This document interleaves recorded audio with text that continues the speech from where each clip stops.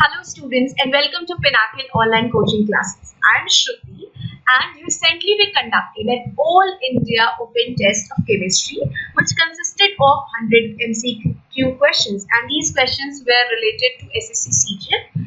So it was on the same pattern, and all those students who are interested to participate in, they can participate whether they could be our part of our Pinnacle online coaching classes or our hard drive course, but at the same time those students who watch our YouTube videos or are preparing for SSC CGL 2017 examination or for any other competitive exam, they could participate. They could have participated in this test. So we are doing this test under our project Agni 40 Plus, which is a very ambitious project of Pinnacle, which is aimed at helping you students secure more than 40 marks in your general awareness section in SSC CGL 2017. So today I'm going to discuss all those 100 questions with you along with detailed explanation, so that if any question related to that comes, then you can easily answer those questions. This entire video is going to be in English medium, पर मैंने एक दूसरा video भी बनाया है इन्हीं 100 questions के ऊपर जो कि हिंदी में है. सो वैसे स्टूडेंट्स जो हिंदी में खुद को ज़्यादा कंफर्टेबल महसूस करते हैं वो उस वीडियो को देख सकते हैं. And again, thank you so much students for participating in this test. Because of you, we had a great response and it was really helpful. It really motivated us. So thank you so much, and without wasting time, let's begin with our first question. And our first question is, terylene is a condensation polymer of terephthalic acid, and you need to tell that terylene, which is a synthetic polymer, is a condensation polymer of what? First of all, we will discuss what is actually terylene. So terylene is a polymer and it is known by this name, polyethylene terephthalate. So okay, if somebody tells you that it is polyethylene terephthalate, so don't get confused. It's the same thing as terylene. Also, it is known as dicron, and it is formed by condensation. And since why it is said to be a condensation polymer? Because it is formed by the condensation of two molecules. One is terephthalic acid and another molecule is ethylene glycol. So it is formed by the condensation between these two, and as a result of this condensation, two water molecules have been eliminated, and as an end product we have got this terylene. So basically a condensation polymer is that kind of polymer which is formed by the condensation of two or more molecules, and as a result of that condensation, small molecules like water, methanol, they get eliminated. Okay, so here in this case, terephthalic acid and ethylene glycol leads to terylene. And what is the formula of ethylene glycol? It is something like this: CH2OH and CH2OH. Okay, so what is, we have other options as ethylene, ethane and Teflon. So ethylene, it is simply ethene, and this is the chemical formula of ethylene or ethene. What is ethane? It is C2H6, and Teflon, it is also a polymer, and the non-stick pans which we use in our kitchen, so they contain a coating of Teflon, and the non-stick property of any pan is due to this Teflon. So our first question, and the answer is C, ethylene glycol.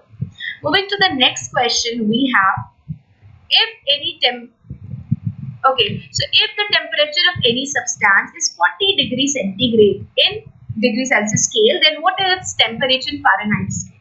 Basically, what it is given means we have to do conversion. We have given that 40 degrees centigrade is the temperature of any substance, and we need to tell what it's going to be its value in degree Fahrenheit. So first of all, we need to understand that there are three scales of temperature. One is degree centigrade, another is degree Fahrenheit, and another is Kelvin. Okay, and they can be we can convert from one parameter to another. Since we are discussing the degree Celsius and Fahrenheit, first of all we will discuss that. So how it is related? So degree Fahrenheit is equals to 9C by 5 plus 32. So this is the formula by which we can convert degree centigrade into Fahrenheit and Fahrenheit into degree centigrade. Here is the value of degree centigrade, and this is the value in degree Celsius. So here we need to convert 40 degree centigrade. So what we are going to put? We are going to put, instead of C, we are going to put 40 degree upon 5 plus 32, and 5 8 are 40, 9 8 are 72 plus 32, and it's going to give us 104. So what is the value of 40 degrees centigrade in Fahrenheit? It's going to be 104 degree. So our answer is going to be 104 degree. And suppose if we need to convert degree centigrade into Kelvin, then what we need to do? So this is how the degree centigrade and Kelvin are related. So degree centigrade is equal to Kelvin minus 273.15. If to be very accurate, then otherwise 273 can work.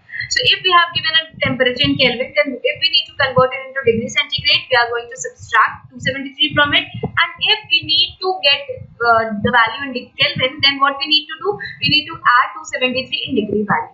So this is how the whole temperature conversion actually works. So this is question number 2, and the answer is 104 degree. Moving to the next question, and the next question is the highest grade and best quality coal is. We need to tell that which is the best quality coal which is available, whether it is bituminous, whether it is anthracite, lignite, or it is peat. So the best quality coal, it is actually anthracite. And why anthracite is the best quality coal? Because it has the highest carbon content, around 92.1% to 98%. This is the percentage of carbon present in anthracite, and it has very less impurities. Apart from being very less impure, it has also a highest calorific value, means it is going to give us the maximum energy when it is going to be burned. So it has highest calorific value as well. And so anthracite, it is black in color and it is very glossy, and it is the best. It has the highest calorific value. So which is the best quality coal? It is anthracite. Now we will look at the other options as well. So another option is bituminous, lignite, and peat. So bituminous, it is better than lignite, but it is poorer in quality as compared to anthracite. It is a middle rank coal, and it has carbon content less than anthracite but more than lignite. What about lignite? It is very low rank coal, and it contains only 60 to 70% of carbon, and it is also known as brown coal because of its brown color. It is not very good coal. Okay, and so what is peat?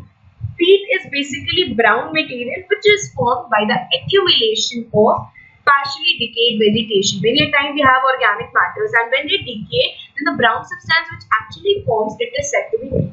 So question number 3, our answer is B, anthracite. Moving to our next question, that is question number 4. So with the question number 4, what we have, which of the following gases is used for extinguishing fire?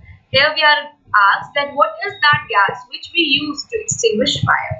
So we have options as hydrogen chloride, carbon dioxide, carbon monoxide, and sulfur dioxide.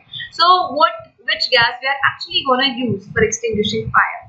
So the first thing which comes in our mind when we talk about extinguishing fire, then that is water. But if we talk in terms of gas, then carbon dioxide is the most suitable gas for extinguishing fire. There are certain problems with water. It cannot extinguish those fire which is actually caused by electrical equipments or which involves oil or petrol. But carbon dioxide, it can work in every condition. Why so? Because carbon dioxide, it is heavier than air, and if we have a combustion is going to take in place, then carbon dioxide, it is going to form a layer, and it is actually going to break contact between air and the fuel, and ultimately it is going to extinguish fire. So carbon dioxide gas, it helps a lot in extinguishing fire. So this was question number 4 with the answer carbon dioxide E. Now moving to the next question, question number 5. And in this we have what is the chemical formula of borax? They are being asked that borax, it is a very important compound, and they need to tell that what is the chemical name of borax. So whether it is sodium sulfate, whether it is calcium sulfate hemihydrate, potassium nitrate, or sodium tetraboroid decahydrate. So you can get an idea from the name itself, since it is written borax, and in all the 4 options we have only borate common here. So obviously we get a glimpse that this is actually the answer, and this is actually the answer. So the chemical name of borax is sodium tetraborate decahydrate, and its chemical formula is Na2B4O7.NH2O. So this is the chemical name and the chemical formula of borax. It is used for the many cleaning purposes. Now we will look at the other option. This is sodium sulfate, and its chemical formula is Na2SO4. We have calcium sulfate hemihydrate. This is also a very important compound. You may have heard about POP, which is known as plaster of Paris. So this is the chemical name of POP, calcium sulfate hemihydrate, and its formula is SO4 dot half H2O. We have another like potassium nitrate, and potassium nitrate's formula is KNO3. So what is the chemical name of borax? It is sodium tetraborate decahydrate, and it is used mainly for washing purposes. Moving to the next question, question number 6. We have, which of the following gases is also known as laughing gas? There is a popular oxide of nitrogen which is known as laughing gas, and we need to name that gas, whether it is nitrogen dioxide, whether it is nitrous oxide, whether it is nitric oxide, or it is nitrogen pentoxide.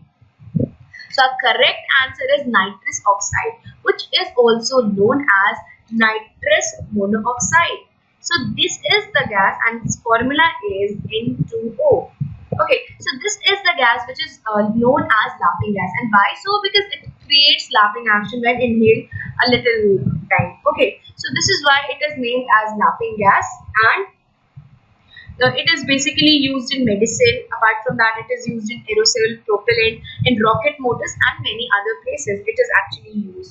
We have other oxides of nitrogen as well. We have nitrogen dioxide, and its formula is NO2. Similarly, we have nitric oxide as NO. We have nitrogen pentoxide as N2O5.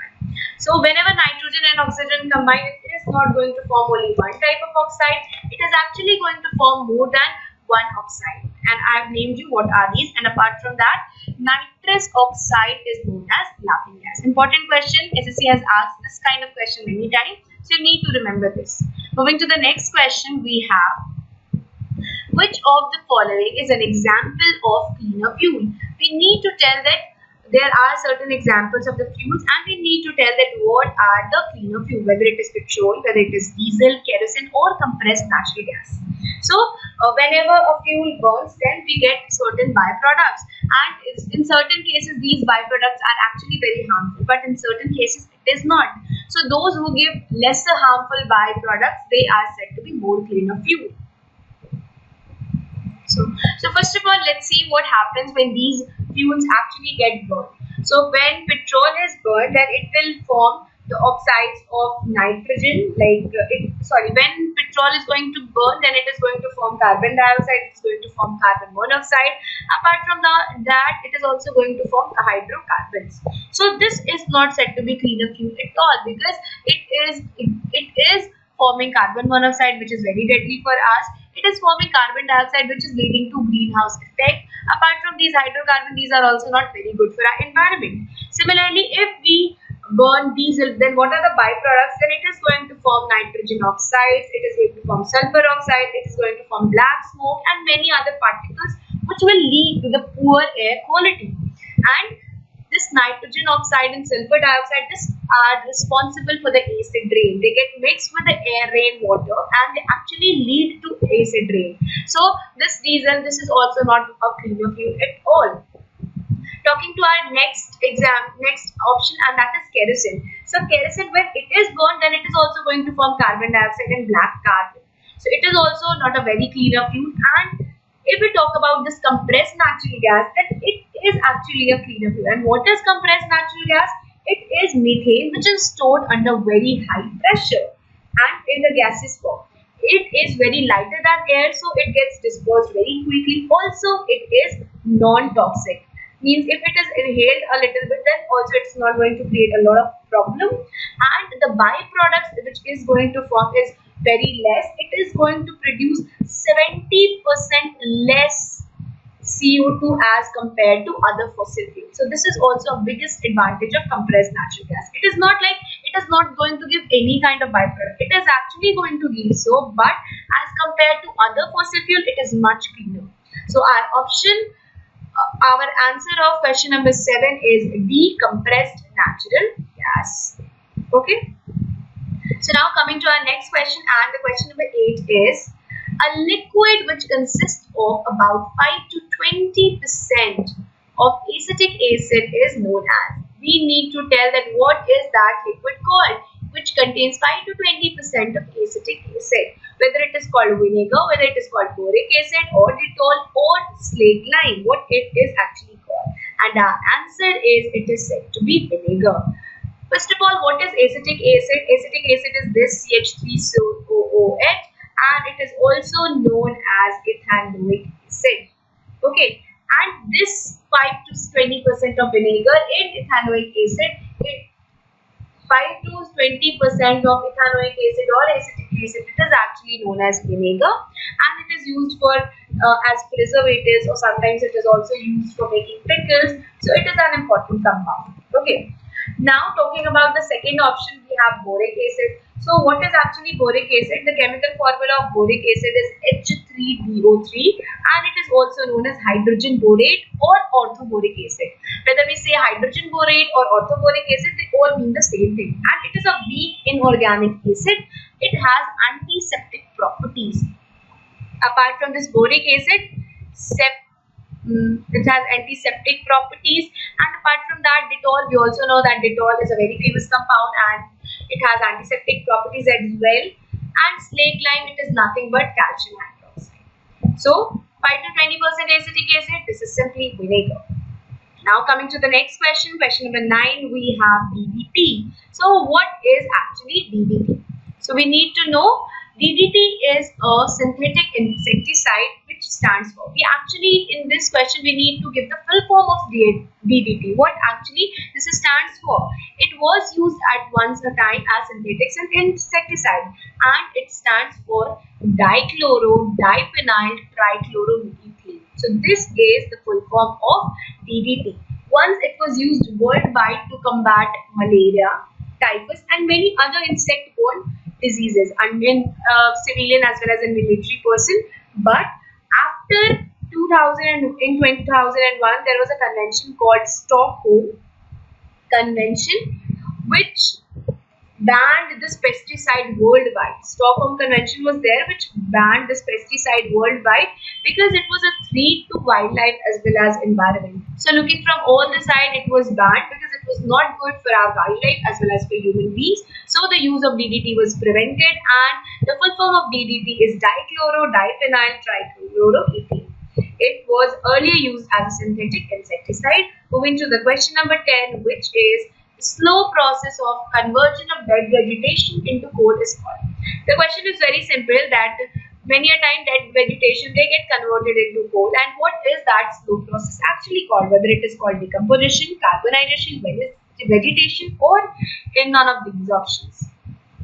So our answer is carbonization. Carbonization is that slow process by which the dead vegetation is actually converted into coal.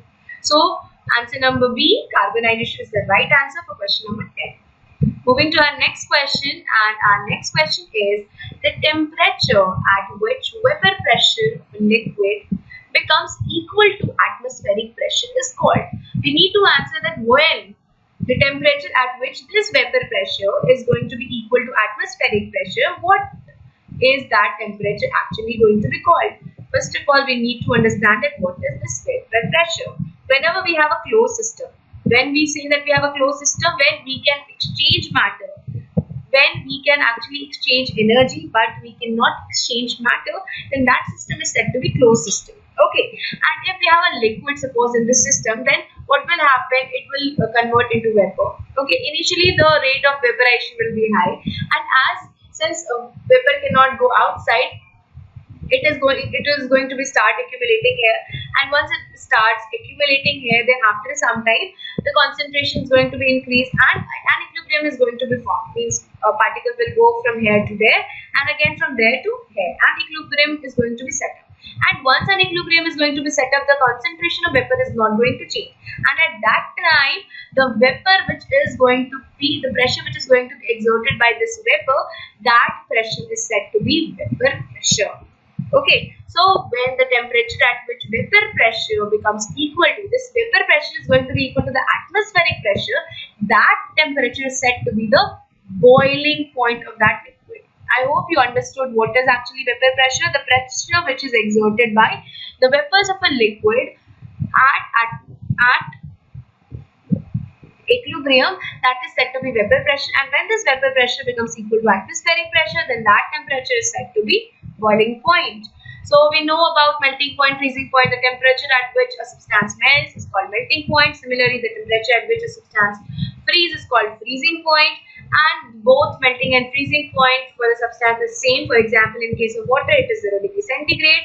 Boiling point for water is 100 degree centigrade. It means that at 100 degree centigrade, the water pressure, the vapor pressure of water becomes equal to the atmospheric pressure. So question number 11, our answer is A, boiling point.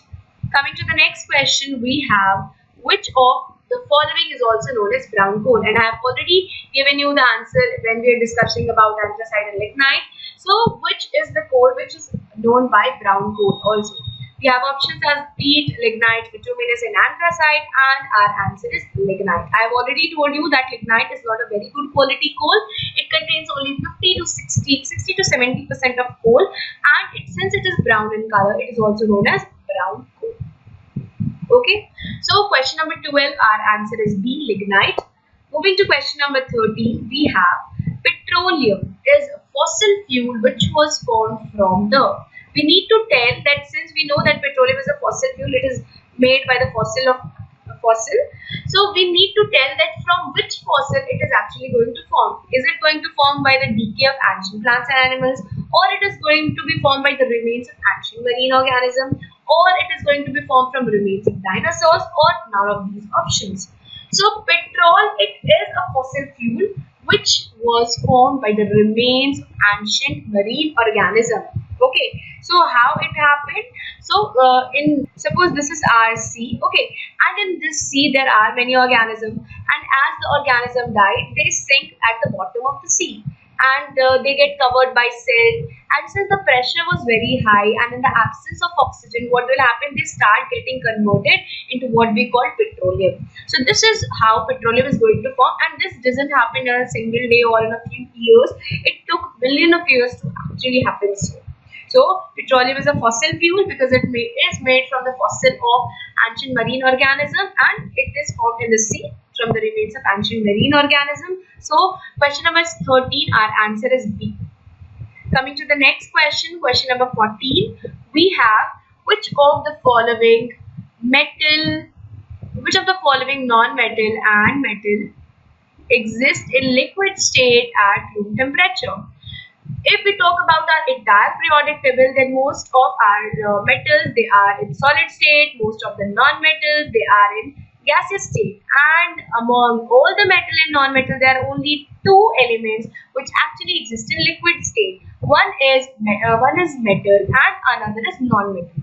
And in this question, we have been asked that what is that metal which actually exists in liquid at room temperature and the non-metal. Okay, so if we talk about non-metal, then bromine is that non-metal which exists in liquid state, and mercury is the metal which exists in liquid state. So this is non-metal which is in liquid, and this is metal which is in liquid. So our answer is going to be bromine and mercury. So question number 14, answer is going to be C, bromine and mercury.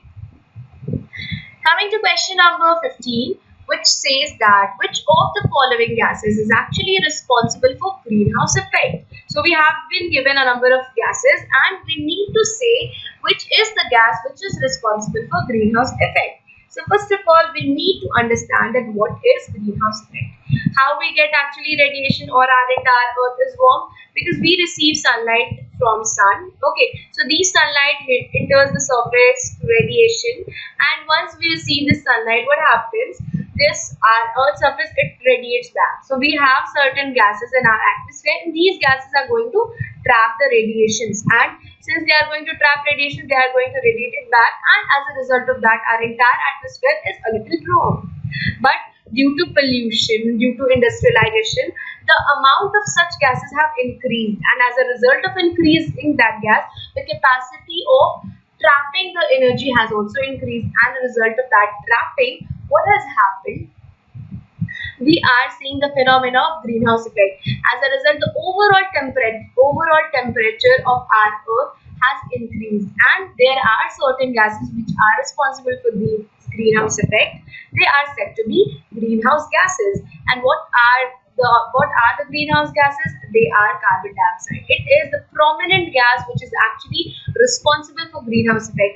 It traps the heat which is radiated by earth, and then it radiates back the heat, and as a result it keeps warming the entire earth, and as a result of this, the temperature of earth has start increasing. Helium, nitrogen and hydrogen chloride, they are not responsible for greenhouse effect at all. Apart from carbon dioxide, we have methane as well, which is responsible for greenhouse effect. So after question number 15, we will move to our question number 16. So question number 16 states that which of the following is generally stored in water to prevent its reaction with atmospheric oxygen? Like among this, we have options as white phosphorus, sodium, graphite, and red phosphorus. So these are the certain elements which we have been given, and we have been asked that which of the following is actually stored in water so that it cannot react with atmospheric oxygen. So the answer is going to be white phosphorus. What is white phosphorus? So first of all, it's an allotrope of phosphorus. So now it is important to understand that what is actually allotrope. Allotrope are different physical forms. Okay, they are the different physical forms of the same element. Okay, so they are going to be different physical forms of the same element. They have same chemical properties, but physical forms they are going to be different. And in case of like phosphorus, we have three prominent allotropes, and that is red phosphorus, black phosphorus, and white phosphorus. Talking about carbon, we have again three allotropes. We have polystyrene, graphite, and diamond. So in many cases, we find that there are allotropes and they have similar physical properties. They have similar chemical properties but different physical properties, okay, or physical forms. So white phosphorus, it is a highly reactive, and it is so reactive that if we left it open, then it is actually going to catch fire and it is going to be very dangerous. So in order to protect it prevent its reaction with atmospheric oxygen, it is stored in water. Why so? Because it is insoluble in water and it does not react with water at all. So white phosphorus is that element which is actually stored in water. We do not store sodium in water. It is also reactive, so it is always dipped in kerosene, because in kerosene it doesn't react. If we store it in water, then it is also going to react very vigorously. Red phosphorus is very least reactive. It is not as reactive as white phosphorus. So question number 16, we have A as our option. Coming to our next question, and question number 17, we have been asked that commercially calcium oxychloride or calcium hypochlorite. So it is the name of the same compound. We need to say that what is the common name of this chemical compound. Calcium oxychloride, it is written as COCl2, and whether it is called baking soda, washing soda, plaster of Paris, or bleaching powder. What it is actually called? It is actually called bleaching powder. CaOCl2 or calcium oxychloride or calcium hypochlorite is nothing but bleaching powder, which we use as a bleaching agent. Okay, so many a time this happens that you may be given the chemical formula and you need to tell what is its common name or common name. You need to tell chemical formula or chemical name. So this was a question like that. Now looking to the other options, we have baking soda. It is nothing but sodium hydrogen carbonate, NaHCO3. Washing soda, it is sodium carbonate decahydrate, that is Na2CO3.10H2O. Similarly, we have plaster of Paris. I have already discussed with you. It is calcium sulfate anhydride, that is CaSO4.H2O. So question number 17, our answer is D, bleaching powder. Moving to the next question, we have which of the following oxides are responsible for acid rain? We actually need to tell what are the oxides, what are those who are responsible for acid rain, whether they are the oxides of sulfur and nitrogen, or are there oxides of sulfur and hydrogen, or hydroxides of sulfur and nitrogen, or sulfur and nitrogen carbonates. So the answer is the oxides of sulfur and nitrogen. And how they are actually responsible? It is these sulfur oxides, means if we have sulfur oxide like SO2, then it is going to be mixed with water, it is going to form sulfurous acid H2SO3. If we have SO3, then it is going to mix with water, then it is actually going to form H2SO4.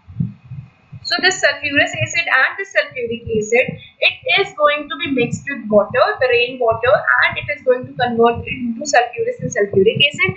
Similarly, oxide of nitrogen, it is going to form nitric acid, and this will increase the content of acid in the rainwater, which is responsible for acid rain.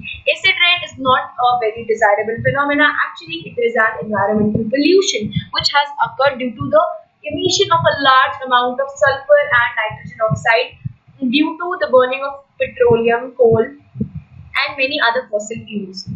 Okay, so acid rain, it has lead to the destruction of our seventh wonder, our Taj Mahal. So it is not very good, it is not very desirable, and it is caused because of the oxides of sulfur and nitrogen. Moving to the question number 19, we have the region of Earth's atmosphere above the stratosphere and below the thermosphere is known as. We need to tell this. Like we know that if this is our Earth's atmosphere, then it is divided into several layers. Okay, and we have been asked that the two layers are there, stratosphere and thermosphere, and in between them there is a layer. We have been asked the name of that layer. So first of all, let's have a look at the various layers which actually exist in our atmosphere. So our lowest layer that exists just above the Earth's surface, and that layer is troposphere. Okay, so it extends like 10 to 15 kilometer above the Earth's surface, and it is the surface which is responsible for all the climatic conditions which is taking place around us. Okay, and above troposphere we have stratosphere, and this stratosphere, it is actually the extent of this stratosphere is above 15 to 50 kilometer from Earth's surface. This is where ozone layer is actually there, which prevents us from harmful ultraviolet radiations. Above the stratosphere we have mesosphere, and the extent of mesosphere is 50 to 80 kilometer. Okay, so we have 50 to 80 kilometer, and it is very cold, and as the height increases, the temperature also decreases, in this case of thermosphere. And above thermosphere, what do we have? Above thermosphere we have, above mesosphere we have thermosphere. Okay, and what is the extent of thermosphere? It is 80 kilometer, and the outer space, it is said to be heterogeneous sphere as well, because it does not have heterogeneous not, it is said to be heterosphere. And why it is said so? Because the uniform composition is not there in thermosphere, while all the mesosphere, stratosphere and troposphere, they are having uniform composition. So from here it is very clear that the layer which is above stratosphere and below thermosphere, that is mesosphere. So our answer is going to be option number B, and that is mesosphere. Coming to our next question. So we have question number 20 as, which of the following is an example of natural acid-base indicator? So first of all, what is actually an indicator? An indicator is a substance which tells us whether the given substance is an acidic or basic by changing their color or by changing their smell. So those substances which change their color, they are said to be color indicator or simple indicator, while there are the substances which change their smell, and they are said to be olfactory indicators. And the examples of olfactory indicator includes vanilla, onion. So these change smell when they are in acidic or basic medium. So there are many acid-base indicators which are natural as well as synthetic, and here among the four options we need to identify which is a natural indicator. We have methyl orange, we have phenolphthalein, turmeric, or all of these. So first of all, methyl orange and phenolphthalein, they are synthetic indicator. They are not natural. And turmeric, it is a natural acid-base indicator. So question number 20, our answer is going to be C, turmeric. And now moving to the question number 21, what is the chemical name of plaster of Paris? I have already discussed this plaster of Paris. Plaster of Paris is nothing but calcium sulfate hemihydrate. I have already discussed that this is CaSO4 dot half H2O. And how this is formed?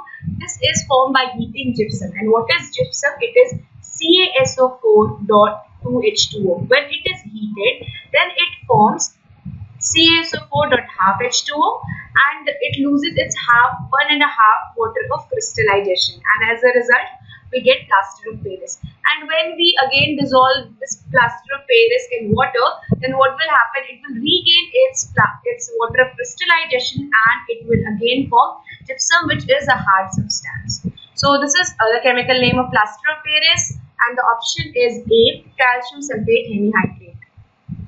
Moving to question number 22, we have been asked that the acids which are present in ant sting and spinach are.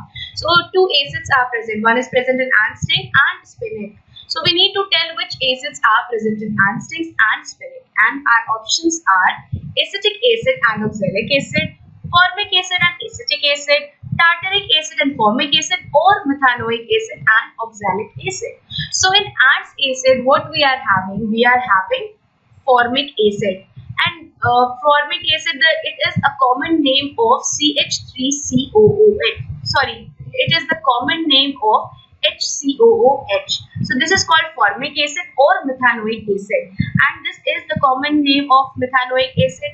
And how it is derived? It has been derived from the Latin word formica, which means ant. So the acid which is present in ant sting, that is formic acid or methanoic acid, and the acid which is present in spinach, it is oxalic acid, and it is denoted by COOH.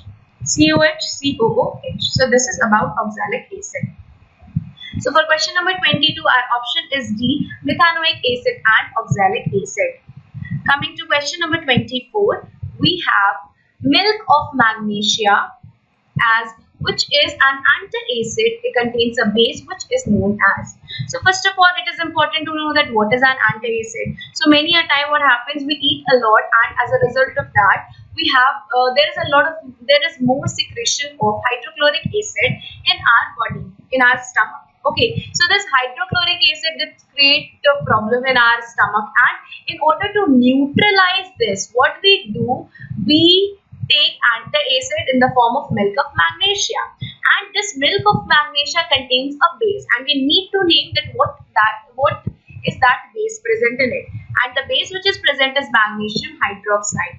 What is magnesium hydroxide? It is MgOH ka whole 2. Okay, so this is called magnesium hydroxide. What is magnesium oxide? MgO, magnesium chloride, MgCl2, and magnesium nitride. It is Mg3N2. So this is called magnesium nitride. So milk of magnesia contains a base which is known as magnesium hydroxide. So our option is option number A. Coming to our next question is, which of the following is used to remove permanent hardness of water? So we say that water has permanent hardness when it contains the ions of magnesium and calcium. Because of the presence of this calcium and magnesium ion, we have the hardness of water, and this hardness of water can be removed if we treat it with the help of washing soda. What happens? Washing soda is nothing but sodium carbonate decahydrate. So when this reacts with hard water, then what will happen? It will form magnesium carbonate, MgCO3, and it is going to form CaCO3. Both this magnesium carbonate and this calcium carbonate, both these compounds are, both this magnesium carbonate and calcium carbonate, they are insoluble in water, and because of their insolubility, what is going to happen? They are not going to be soluble, and we can easily remove this. And since magnesium ion and calcium ion is not going to be present, so we say that the water, permanent hardness of the water gets removed. So the substance which is used to remove permanent hardness of water is washing soda, and the answer of question number 24 is washing soda. Going to question number 25. Our question is, the oxygen supply of deep sea divers is diluted by adding. So deep sea divers are those people who go into sea in search of something or anything. So they are said to be divers, and they need to carry oxygen supply. But this oxygen supply is not pure. Okay, and it is always diluted by adding something. First of all, what is the need of diluting it? Because oxygen in a large amount, it can be toxic, it can be dangerous. We cannot inhale pure oxygen, it can be very toxic. At the same time, as we go down, so if we take air also, then in that concentration of nitrogen is high, so it will increase the solubility, and as a result of that, it will cause narcosis. Nitrogen is associated with narcosis. It can create problem with us. So we try to avoid this oxygen and nitrogen. Also, if we take pure oxygen, then since it is heavy, so the tank will become very heavier, and it will not be able for sea divers to carry it in the deep sea. So in order to solve this problem, what we do, we actually dilute the oxygen supply by adding helium. And why helium is chosen? Because helium is inert, and since it is inert, is also very light. So, and if it is not even non-toxic, and since it is non-toxic, if it is inhaled in a little amount, then it is also not a very big issue. So whenever the oxygen supply of deep sea divers, it is diluted by adding helium. So this is question number 25. Moving to the next question. Question number 26. So what is question number 26? So we have, which of the following elements is present in plants' green pigment called chlorophyll? We know that all green plants, they do contain a pigment which is known as chlorophyll. And because of this chlorophyll, the plant is green in color. This chlorophyll also helps in extracting sunlight from the sun, which helps in the food preparation through photosynthesis. Okay, so this is the importance of chlorophyll, and its structure is similar to hemoglobin. The only difference is that in hemoglobin we have iron as the metal which is present in hemoglobin, but in case of chlorophyll we have magnesium. Chlorophyll is actually polypyrene and it contains magnesium element, magnesium metal in chlorophyll. So if somebody asks you that what is the metal which is present in chlorophyll, then that is magnesium. Moving to the next question, question number 27, we have, this is the question related to acid, bases and salt. So here it is asked that what happens when sodium carbonate is heated with hydrochloric acid, then what it is going to form. So there is a very simple reaction when metal carbonate or metal hydrogen carbonate. Okay, when metal carbonate or metal hydrogen carbonate is heated with any acid, then what it is going to form? It is going to form salt, water and CO2. Anytime people ask that if this metal carbonate or metal bicarbonate react with acid, then why it doesn't form carbonic acid? So since carbonic acid will decompose to give water and CO2, so it does not form carbonic acid. So when sodium carbonate is reacted with hydrochloric acid, means when Na2CO3 reacts with HCl, then what it is going to form? It is going to form NaCl, plus it is going to form water, and it is going to release carbon dioxide. Okay, so our right option is going to be sodium chloride, water and carbon dioxide. So option number A is the right one. Moving to the next question, question number 28, we have, the bleaching property of bleaching powder is due to the presence of what? So first of all, we know that what is bleaching powder? It is CaOCl2 and it has bleaching action. And bleaching action means it is able to remove any color from any clothes. So basically, bleaching means to remove any colored material. So the bleaching property of bleaching powder is basically due to the presence of chlorine. Okay, so why it is because of the presence of chlorine? Because the chlorine is which is responsible for this bleaching action.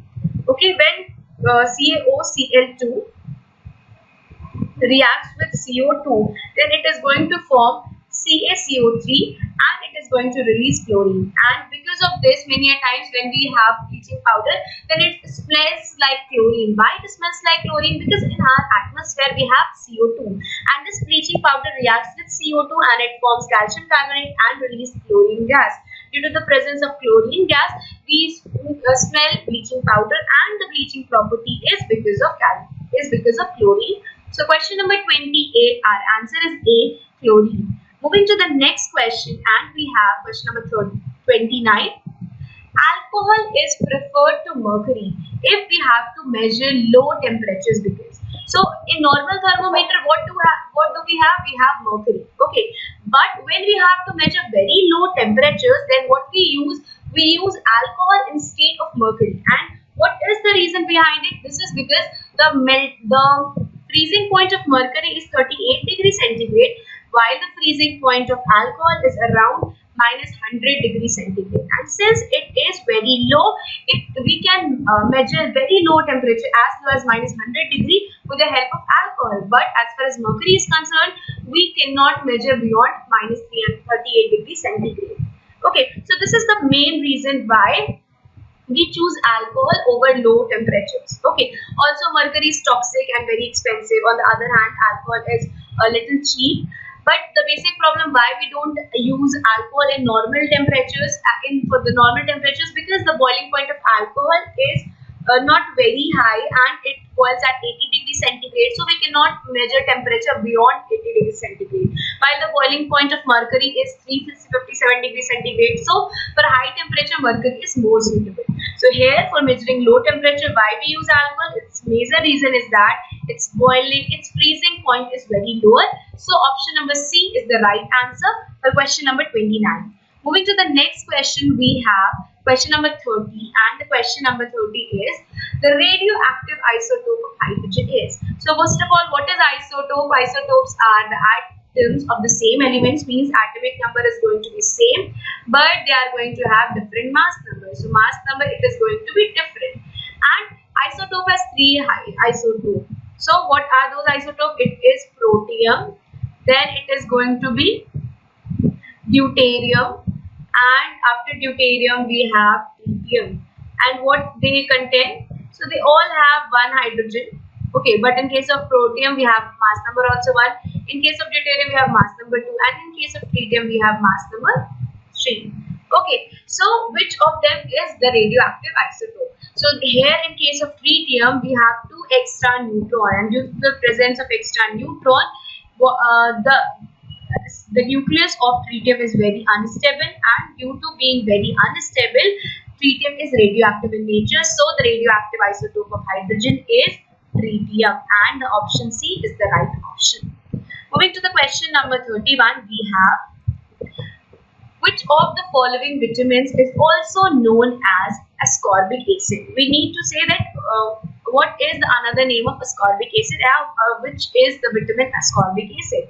So it is nothing but vitamin C. Vitamin acid is also known by the name ascorbic acid, and vitamin C, it is a water soluble vitamin, and it is present in many fruits like citrus fruits like guava. We have lemon, and there are certain citrus fruits which contain vitamin C, and deficiency of vitamin C causes scurvy. Similarly, vitamin A1 is known as retinol. Similarly, vitamin B, it has of many types, B1, B2, and the deficiency of vitamin B causes beriberi. Vitamin C is known by the name calciferol. You may be asked that which vitamin is known as calciferol. So your answer should be vitamin B. In case of ascorbic acid, it is vitamin C. So the right option for question number 31 is C, vitamin C. Moving to the next question, we have question number 32. Which of the following is actually responsible for the depletion of ozone layer? Means which is responsible for depletion of ozone layers? Ozone layer is the layer which is present in stratosphere, and this is the layer which prevents us from UV radiation. So it is very important to us, but there is certain compound which is responsible for its depletion, and that compound is chlorofluorocarbon, which is generally emitted from refrigerators, which we generally call fridge, then ACs. These are the things from which chlorofluorocarbons are being emitted. And what they do, chlorofluorocarbon, they goes to the stratosphere near ozone layer, and there the ultraviolet rays that breaks the bond between carbon and chlorine in case of chlorofluorocarbon, and due to this bond breakage we have free chlorine, and this free chlorine is going to react with ozone, and it is going to form oxygen and forms a bond with chlorine and oxygen, and as a result this ozone gets depleted. So this is how chlorofluorocarbon is responsible for the depletion of ozone layer. So question number 32, correct answer is A, chlorofluorocarbon. Moving to question number 33, we have which of the following is the least reactive? We need to say that which of the following is very least reactive, is not reactive at all. Whether it is alkali metals, alkaline earth metals, halogen, or inert gas. As the name suggests, inert gas is the least reactive. They are also known as rare gas, they are also known as noble gas. And why they are very inert? Because they have completely filled outermost cell. So they do not react with any other substance, any reagent. They are said to be zero group elements, or they are of group 18, and they are simply very unreactive. Most of the other metals try to attain the configuration of their nearest inert gas in order to be very stable. Inert gas are least reactive, and they are the most stable in the entire periodic table. So question number 33, our answer is D, inert gas. Moving to the next question, question number 34, we have what is the chemical name and formula of sand. Okay, so first of all, we cannot mention sand as a single compound or a single. It is a mixture of many compounds, but the main constituent of sand is silicon dioxide.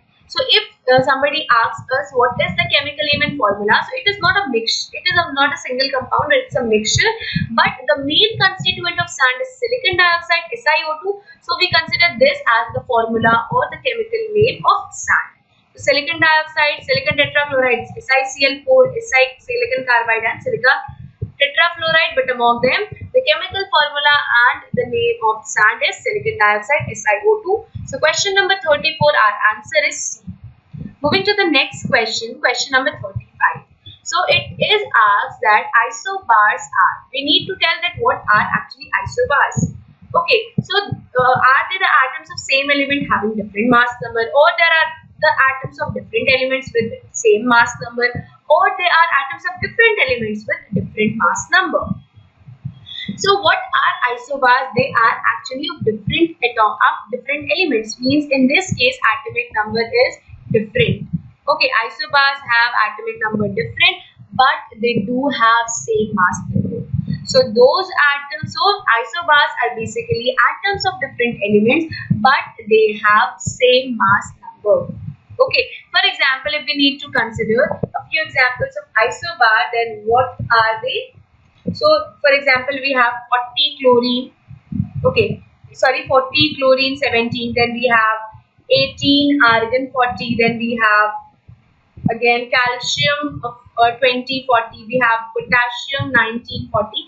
In each case you can see that chlorine, argon, potassium and calcium, they all have different atomic numbers, 17, 18, 19, 20. But in each and every case we have 40 as their mass number. So we say that all four of them are isobars because they have different atomic number but the same mass number. So the answer for this question, question number 35, is going to be B, atoms of different elements having same mass number. Moving to question number 36, we have the three elements which are commonly present in fertilizers are. We have to name what are those three elements which we actually find in fertilizers. So first of all, we need to know that what is actually fertilizers. So fertilizers are the substances which provide the chemical elements which are essential for the plant growth. Okay, means everybody needs some nutrients so as to grow. So similarly, plants also need to have some elements for their good growth. So those elements are being provided by fertilizers, and these fertilizers are rich in three things because these three elements are the main requirement of any plant. And what are these three elements? These three elements are potassium, nitrogen and phosphorus, and many a time they are referred as NPK, where N stands for nitrogen, P stands for phosphorus and K stands for potassium, and they are present in the ratio of 15:30:50. Okay, so this is question number 36, and the common elements which are present are NPK, that is potassium, nitrogen and phosphorus. So after question number 36, let's move on to question number 37. And the question number 37 is TEL, which is used as an anti-knock compound. It stands for what? So again, similarly we have to name that what is this TL stands for. It was earlier used for as an anti-knocking compound, like in while we start our motor vehicles or something, then it has a knocking sound. In order to prevent that knocking sound, we used TEL. Okay, and here we have to name that what is actually the full form of TEL, and the full form of TEL is tetraethyl lead. Okay, so TL stands for tetraethyl lead. Earlier it was used for as anti-knocking agent, and TEL, its chemical formula is something like this: C2H5 whole 4 and TD. So this is stands for ethyl, 4 for tetra and lead. So it is called tetraethyl lead, and it's an organometallic compound. Now here it is important to understand that what is actually an organometallic compound. So organometallic compounds are those compounds in which carbon is directly linked to lead. Okay, so carbon in organic compound, if any metal is attached to carbon, then such compounds are said to be organic metallic compounds. And Grignard reagent, that is RMgX, it is a very important type of organometallic compound where R stands for alkyl group. In this case, carbon is directly attached to metal magnesium, so we say that it is an organometallic compound. TEL stands for tetraethyllead. Now it is not used because the lead, it is highly toxic and it is not good for us. So after question number 37, let's move to question number 38. And question number 38 states that what happens when a strip of zinc metal is placed in a copper sulfate solution. Means like if we have a solution of copper sulfate and in that copper sulfate solution we place a zinc metal, then what will happen? This copper sulfate solution reacts with zinc and what is going to be formed? So we have heard about displacement reactions. What are displacement reactions actually? So displacement reactions are those reactions in which more reactive element displaces a less reactive element from their salt solution. For example, here copper is less reactive and zinc is more reactive. So what zinc will do? Zinc will going to take its position and copper is going to be displaced. So we are going to have ZnSO4 and copper. So what will happen? We are going to have zinc sulfate solution and copper as our product when a zinc metal is going to be placed in copper sulfate solution. So answer question number 38 is going to be A. Moving to the next question, we have question number 40. We have question number 39 and it is a very straightforward question. It is being asked that what is the boiling point of mercury? Mercury is a very important metal. It is the only metal which is liquid at room temperature. It is used in thermometer, but it is toxic. And why it is used in thermometer? Because its boiling point is a lot more high and we can measure a long range of temperature in case of mercury. And the boiling point of mercury is 357 degrees centigrade. Okay. So question number 39 answer is A. Moving to the question number 40, we have what is the color of methyl orange in acidic, basic and neutral solution? So methyl orange, it's an acid base indicator. So it gives different color in acidic and basic and neutral solution. And what are the colors? In acidic solution, it is red in color. In basic solution, it is yellow in color, and in case of neutral solution, it is orange in color. So, what is going to be the answer? The answer is going to be red, yellow and orange. That is option number B. So, question number 40, we have answer B. Now, moving to question number 41, what we have? The question is, which of the following is an example of a physical and chemical change, respectively? So we need to say that what is a physical and chemical change. So first of all, it's important to understand that what is actually a physical and chemical change. So physical change is a change in which there is change in physical quantity, physical matter, physical state. Okay, so if there is going to be a change in physical property, then we say that the change is physical change, and it is generally reversible. Means if we transform one thing into another thing through a physical change, then it can be retransformed. There is no chemical reaction taking place in case of physical change. No new substance is going to be formed. But in case of chemical change, a new substance is always going to be formed. Also, this change is irreversible. It cannot be reversed. And this chemical change, whatever a chemical reaction is taking place, we say that a chemical change is actually taking place. And what are the examples of a physical change and chemical change? So melting of ice, yes, it is a physical change because here we are converting ice from a solid to a liquid. The composition remains the same. It is water and remains a water. So it's a physical change. While burning of wood, it is a chemical change. Why? Because after burning we get ash. There is a formation of new product and it is irreversible. We cannot convert ash back into wood. So we say that this is our right answer. If we talk about burning of paper and digestion, then they both are the chemical change because new products are formed. While boiling of water and dissolving sugar in water, they both are the example of physical change. So question number 41, our correct answer is going to be A. Moving to question number 42, we have which of the following is an example of synthetic fiber? We need to name the example of synthetic fiber and the various options are nylon and rayon, nylon and cotton, polyester and jute, acrylic and cotton. So So first of all, we know that cotton, jute and cotton, they are definitely are natural fibers. So all these three options could not be there. So the only option which is going to be correct is nylon and rayon. And why they are synthetic fiber? Because they are created synthetically. Although rayon is made by chemical treatment of wood pulp, but it is also be considered to be synthetic fiber. It is also said to be artificial silk because its texture is similar to that of silk. And what about nylon? It is said to be the first complete synthetic fiber, first fully synthetic fiber, because it is only created by human beings in laboratory, and it is said to be that a nylon thread is much stronger than a steel, even a steel. So we say that nylon and rayon, they are the examples of synthetic fibers. So question number 42, we have A as an R answer. Now question number 43.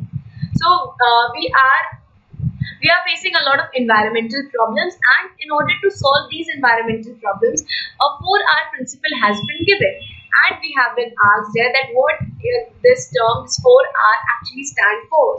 Whether it stands for reduce, reuse, recycle and recover, or it stands for reduce, rediscover, replenish and recycle, or it means reproduce, reuse, recover and replenish. So the correct answer is going to be reduce, reuse, recycle and recover. And why it is going to be so? Because the reduce means it is going to decrease, reduce means it is to reduce the quantity of the substance which we use, and reuse means if we have a plastic bag, then instead of buying a new one, we need to reuse it again and again, and if it gets disturbed or it gets torn, then what we should do, we need to recycle it, and at the end recover. So this is the 4R, stands for reduce, reuse, recycle and recover, and this principle helps us in solving environmental problem. So question number 43, our answer is A. Moving to the next question, question number 44, and what does this nylon refers to? So nylon refers to a group of plastics, and this group of plastic refers to polyamides. So nylon, we know that it's an artificial fiber, and it also refers to a group of plastic. It is a polymer, and what that polymer is said to be? Polymer is polyamide. What is amide? The functional group is amide of is like this, COONH2. This functional group is said to be amide. Basically, this is the compound, and when the many units of amides are linked, then we get polyamides, and nylon is a type of polyamide. So question number 44, we have B as our option. Now moving to the question number 45, what we have, the temperature at which all the molecular motion in a gas would cease is what? There is a temperature, and once a substance reaches that temperature, then what happens in entire molecular motion, it's going to be stopped, means there will be no motion at all, and we have to name that what that temperature is actually called, whether it is called absolute zero, freezing point, absolute 50 or none of these. So this temperature is actually said to be absolute zero, and what is absolute zero? It is said to be 0 Kelvin. And why it is said to be 0 Kelvin? It is the lowest temperature which is actually possible, and once a substance reaches this temperature, even the molecular motion of a gas is going to be ceased, means there would be no motion at all. And if we convert it into degree centigrade scale, then what we will get? Minus 273.15 degrees centigrade. It is the lowest temperature possible, and it is said to be absolute zero. So question number 45, our answer is A, absolute zero. Moving to the next question, we have question number 47. We have 46, and the question number 46 is the process by which iron is manufactured from iron ore is known as. So we extract what is first of all an iron ore. So the ore is those minerals from which a metal can be extracted profitably. That mineral is said to be ore, and the most prominent iron ore is hematite. And in hematite, what do we have? We have Fe2O3. Okay, so we have to extract this iron from hematite, and for this, what we do? What is the process which is involved in manufacturing iron from this hematite? Whether it is oxidation, reduction, electrolysis, or distillation. So what we actually do, we react it with carbon, and this carbon is going to convert Fe2O3 into iron, and it is going to convert carbon into carbon dioxide. So So here what happens? Ferric oxide, it is reduced into iron. So this reaction is said to be reduction, and the process by which iron is actually obtained is said to be reduction. So option number B is the right answer. So next question is question number 47, and the question number 47 is a colloidal solution of liquid in liquid is known as. What is the colloidal solution of liquid in liquid actually mean? So like colloidal solution are those solutions in which the size of the particle is between 1 nanometer to 1000 nanometer. They look like homogeneous, but they are actually heterogeneous in nature, means they do not have throughout same composition. And we know that in solution we have solute and solvent. Similarly, in colloidal solution we have dispersed phase and dispersion medium. And this dispersed phase and dispersion medium can be of any physical state. It can be solid, it can be liquid. So if both the dispersed phase and dispersion phase are in liquid medium, then what that colloidal solution is known as, then that colloidal solution is known as emulsion. And the example of such kind of colloidal solution is like oil in water or water in oil. It is an example of emulsion. Similarly, aerosol, it is also a type of the colloidal solution, and in this case solid is being dispersed in air or it is being dispersed in gas.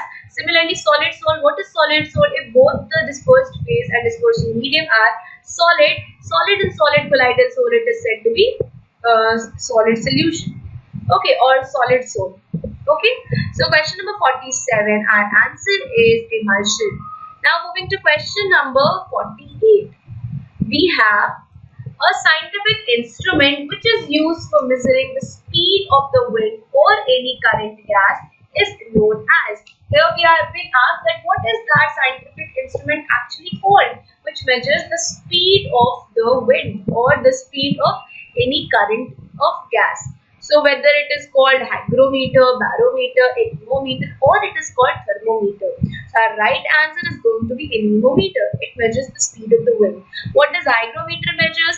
It is going to measure humidity. What is barometer going to measure? It is actually going to measure atmospheric pressure. Thermometer, it is going to measure temperature. So this is about the scientific instruments, and our answer is going to be C, anemometer. Moving to the next question, question number 49, we have the subatomic particles are. First of all, what are subatomic particles? Earlier we considered that we have atom, and this atom does not contain anything, but later on it was proved that no, atom also contains some particles, and those particles are said to be subatomic particles. And what are those subatomic particles? They are electron, proton and neutron.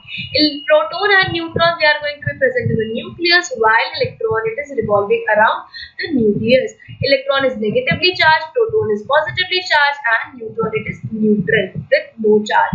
So subatomic particles are electrons, protons and neutron, and the option is option number C. So question number 49, option is C. Now question number 50, what do we have?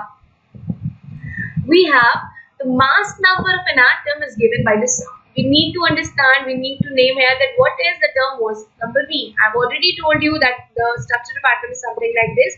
We have proton and neutron in nucleus, and electron is revolving around it. So mass number is nothing but the sum of proton and neutron which is actually present in the nucleus. And since proton and neutron both are present in nucleus, they are also known as nucleon. So we can say that mass number is the sum of proton and neutron, or we can say that mass number is the number of nucleon. So question number 50, we have option A as the correct option, which is number of protons and neutrons present in an atom. Moving to the next question, question number 51, we have which of the following acids is present in lemon juice? So we know that lemon juice, lemon, it is a citrus fruit, and the acid which is going to be present in lemon juice is going to be nothing apart from citric acid. So in case of lemon juice, which acid is present? It is citric acid, and this is due to the presence of citric acid, it tastes sour. Acetic acid, it is found in vinegar. Formic acid, it is found in antsticks, and oxalic acid, it is present in spinach. And citric acid, it is present in lemon juice. So question number 51, our option is going to be C. Moving on to the next question, question number 52, we have we are being asked that which of the following takes place during a nuclear fission. If a nuclear fission is actually taking place, then what are the things which is actually going to happen? Whether a heavy nucleus, it is going to be bombarded by neutrons so as to break up into lighter nuclei, or two light nuclei, they are going to combine to form a heavy nuclei, or a light nuclei is going to be break up spontaneously, or nothing is going to happen, or none of these options. So nuclear fission, this is the thing which is actually happens in a nuclear reactor. And a nuclear fission, as the term fission indicates, fission means to bifurcate. So in this case, a heavy nuclei which is quite unstable, when it is bombarded by neutron, then what will happen? This big nuclei is going to be separated into smaller nuclei, and this process is known as nuclear fission. So for question number 52, our answer is going to be A. A heavy nucleus bombarded by neutrons breaks up into a lighter nuclei, and this is the main thing which is working in a nuclear reactor. Question number 53, we have what is the another name of solid waste? We have many kind of waste: solid waste, municipal waste, liquid waste. So we have been asked that what is the another name for solid waste? It is nothing but it is said to be sludge. Sludge is the another name for solid waste. Question number 53, option is A.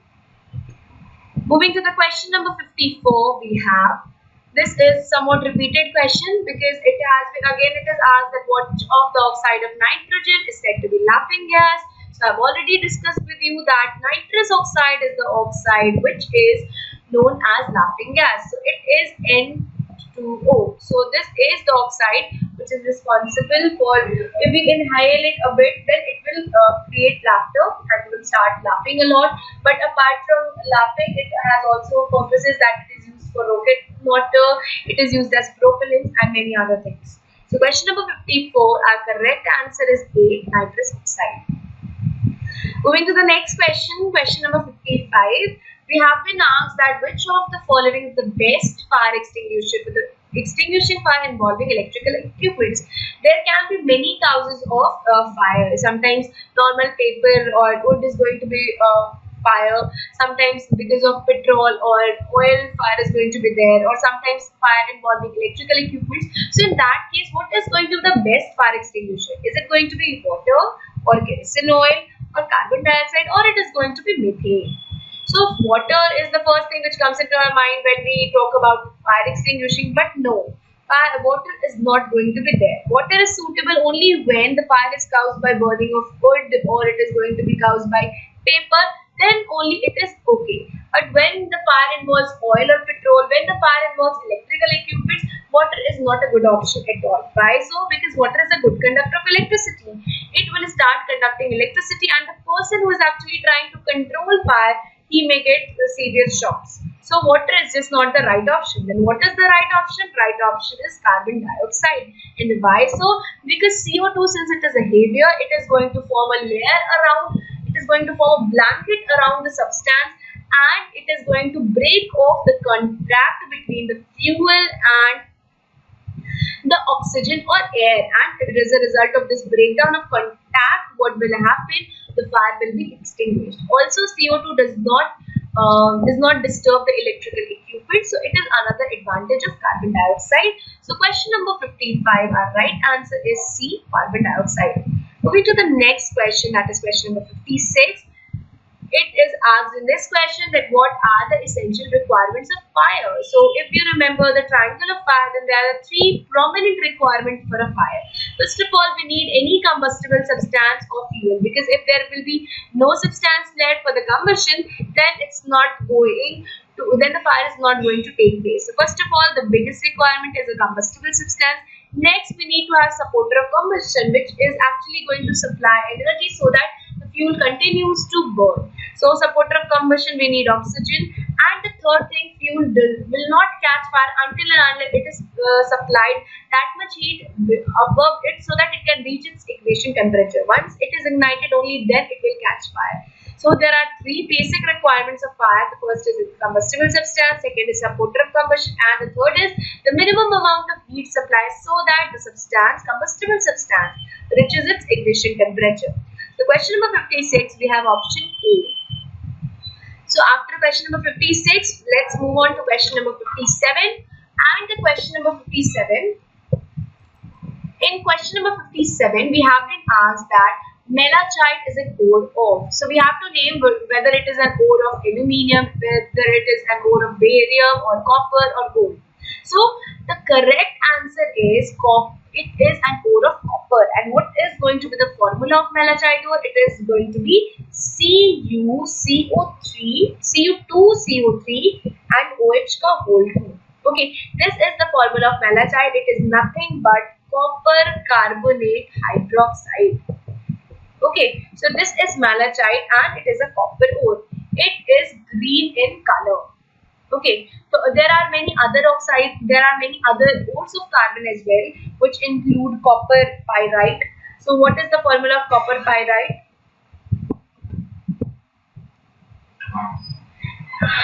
It is going to be CuFeS2. We say that it is copper pyrite. Similarly, another ore of copper is copper glans and it is Cu2S. Okay, so these are the ores of copper. Another we have aluminium as an ore, and what are the ore of aluminium? It is bauxite, chirolite.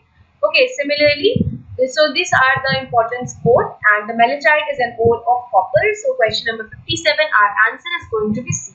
Moving to the next question, and the question number 58 says that here we have been asked that what happens when bleaching powder, when the bleaching powder it is mixed with gas, then which gas it produces, whether it produces bromine, chlorine, iodine or ozone. So I have already told you that bleaching powder is CaOCl2, and when this CaOCl2 reacts with water, then what it actually gives, it forms calcium hydroxide and it produces chlorine gas, and this is the chlorine gas which is actually responsible for the bleaching action of bleaching powder.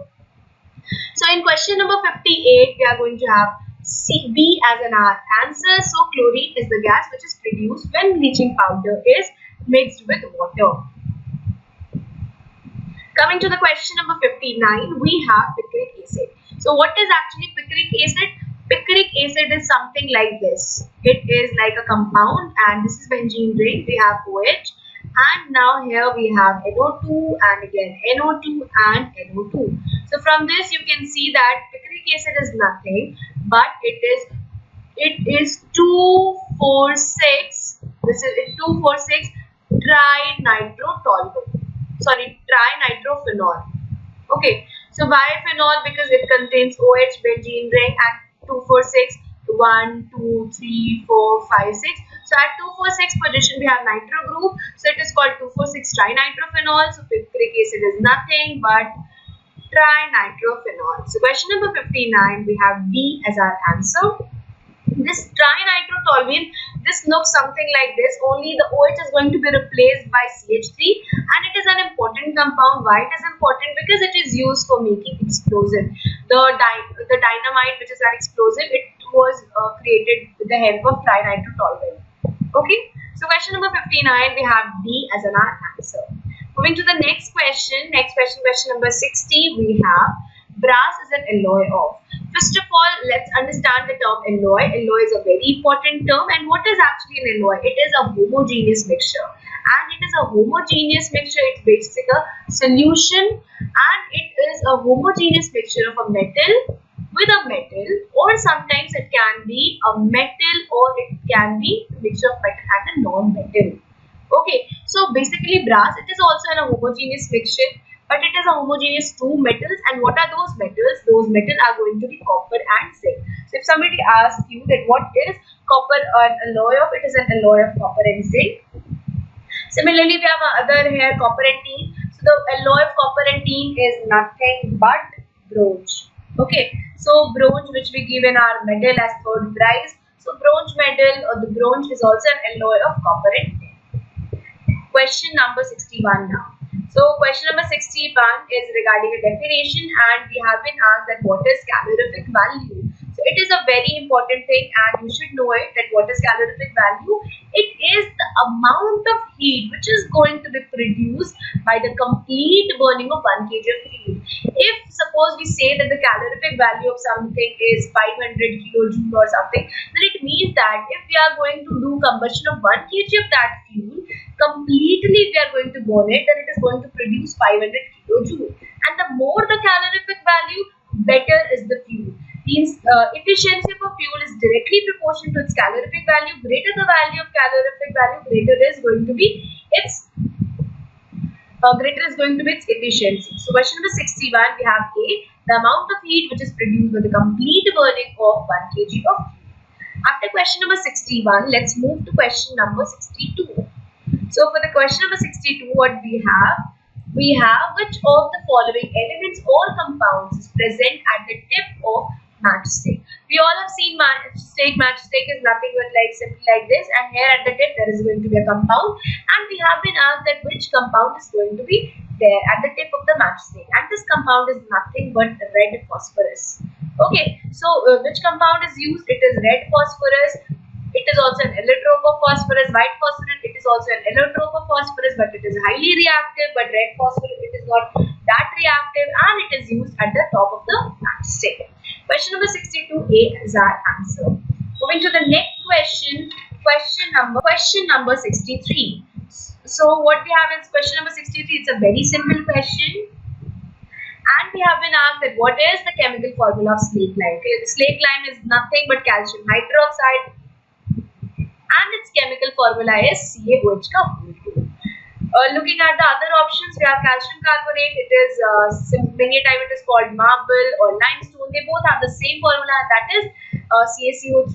CaO, it is nothing but calcium oxide, and its common name is quicklime. It is calcium hydrogen carbonate. This is the carbonate. It is soluble in water, and it is basically responsible for the temporary hardness of water, and it can be easily removed by heating it or boiling the water. So after question number 63, let's move to question number 64. And the question number 64 asks about the gas which was responsible for Bhopal gas tragedy of 1984. So this Bhopal gas tragedy was the worst industrial disaster in the history of India. What happened on the night of 2-3 December 1984? There was a leakage of gas by there was accidental leakage of gas from Union Carbide company, and that which makes pesticide, and that gas led to the death of as claimed as like 16,000 people, and around 5 lakh people got affected by this gas, and this gas was highly poisonous, and it led to death of many people. It is the worst industrial disaster, and it shouldn't have happened. So we have been asked that what was that gas? So that gas is methyl isocyanate. Okay, and what is the formula of methyl isocyanate? It is CH3NCO. It is methyl isocyanate. Okay, so question number 64 is our answer. Moving to the next question, question number 65. So question number 65, I have already discussed you while discussing the answer, and the question is, what are the two metal ions which are responsible for the permanent hardness of water? So those two ions, I have already discussed you that the permanent hardness is basically due to the presence of calcium and magnesium ion in water. If we remove these ions, then the water will become soft, it will lose its hardness, and because of the chlorides and the sulfates of calcium and magnesium, water is hard. Okay, so and in this hard water, we cannot have a good lather by soap. They don't work efficiently in hard water. And the answer of question number 65 is going to be calcium and magnesium, and option is going to be A. After question number 65, let's move on to question number 66. And in question number 66, what do we have? We have which of the following isotopes of uranium is used as a fuel in nuclear reactor. So in nuclear reactor, nuclear fission is going to take place, and we require fuel which will undergo nuclear fission. So one of the isotope of uranium is highly radioactive, and that gets dissociated into, that gets decay into smaller nuclei when it is bombarded by neutrons. And what is that isotope? That isotope is uranium-235. It is used as a fuel in case of nuclear reactor, and it produces a lot of energy in case of nuclear reactor. Moving to the question number 67, we have, so the heating of sulfide ores in the presence of excess air to convert them into oxides is known as. Okay, so many a time we have sulfide ores. Okay, so first of all, if we have to obtain our metal, then what we do, we convert the sulfide or we convert the carbonate into the corresponding oxides, and from that oxide we try to obtain metal. Why we do so? Because it is quite convenient to obtain a metal from its oxide. So first of all, we convert the sulfide or carbonate into oxide, and we convert sulfide into oxide with a method which is known as roasting. And what happens in roasting? We heat the sulfide ores in the presence of excess air, and this is opposite to calcination. And where calcination is going to be used? Calcination is going to be used in case of carbonate ore, and we are going to heat carbonate ore in the absence of air, and in the absence of air, in case of carbonate, that process is said to be calcination, and it is also going to be converted into oxide. And once we obtain oxide, we will do reduction, and reduction will turn the metal oxide into metal. Okay, so this is about question number 67. Our answer is going to be A, roasting. Moving to the next question, and again a very simple question. What is the general formula of alkyne? So we know that hydrocarbon is of three types. Alkane we have then alkene, then we have alkyne. So we have to name that what are these and their chemical formula. Basically, we have been asked the chemical formula of alkyne, but I will tell you the chemical formula of each one of them. Alkene, it is the least reactive, and it contains only carbon-carbon single bond or carbon-hydrogen single bond. Nothing, no double or triple bond. It is also known as saturated, or it is sometimes called paraffin because of its low reactivity with any other reagents.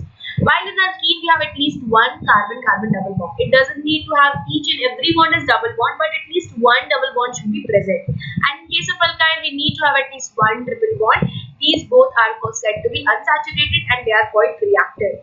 And they all have a general formula. In case of alkane, we have general formula as CnH2n plus 2. So this is the general formula of alkane. When we subtract 2 more hydrogen from this, then we will get the general formula of alkene, and when we subtract 2 more hydrogen from alkene, then we are going to get the general formula of alkyne. And what does this N indicate? It indicates the number of carbon which is going to be present in the hydrocarbon. If we are going to have 5 carbon in our compound, like if we talk about pentyne, then what we need to do, we need to put N is equals to 5. Then it's going to be C5. 5 10 is like 8.